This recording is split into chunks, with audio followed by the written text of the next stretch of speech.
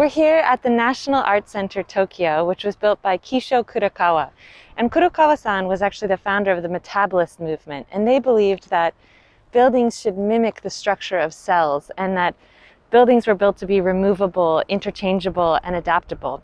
And you might recognize his name from one of his more famous structures, actually somewhat controversial, the Nakagin Capsule Towers, which is over by Ginza. And these were, 10 square meter cubes that he had thought, you could remove each individual unit and move it wherever else you wanted to live, and that you could also just buy a new unit and plug it in whenever you wanted. And one of the things that has gotten that building into trouble is that nobody remade it. So it's now crumbling, but that's besides the point.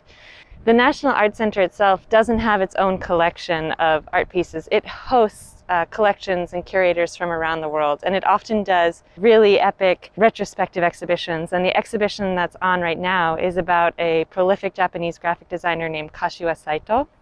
And Saito-san did the branding for T-Site, he did the branding for Uniqlo, he did the branding for 7-Eleven Eye Holdings, he did the branding for Imabari towels, which if you ever travel around Japan, you're definitely going to stay at a hotel with an Imabari towel. And even more interestingly, he did the branding for the National Art Center Tokyo.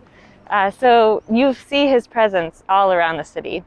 And right now there's a temporary exhibition of Kao-an, which is a glass tea house. So the glass tea house, when I first encountered it, it was on a gorgeous terrace overlooking the city of Kyoto. And now it's come here to Tokyo. And it was built by Tokujin Yoshioka for the Biennale in Venice in 2011. A tea house is very simple. It's earthen walls and tatami mats for floors, but what adds the decoration and the color are the hanging scrolls and the flower arrangements that are perfectly picked for the season, or even the utensils that the tea master has chosen to serve that day. And so this tea house is stripped totally bare. It's just glass, it's transparent. But what the artist is hoping will happen is that as light reflects through the glass, it creates a prism. And that rainbow of color is spread across the floor or the wall, so that for the viewer, that's what creates the decoration. And it's just a very intimate experience that changes over time, which is also very true about the tea ceremony. It's meant to be very specific to that one instance.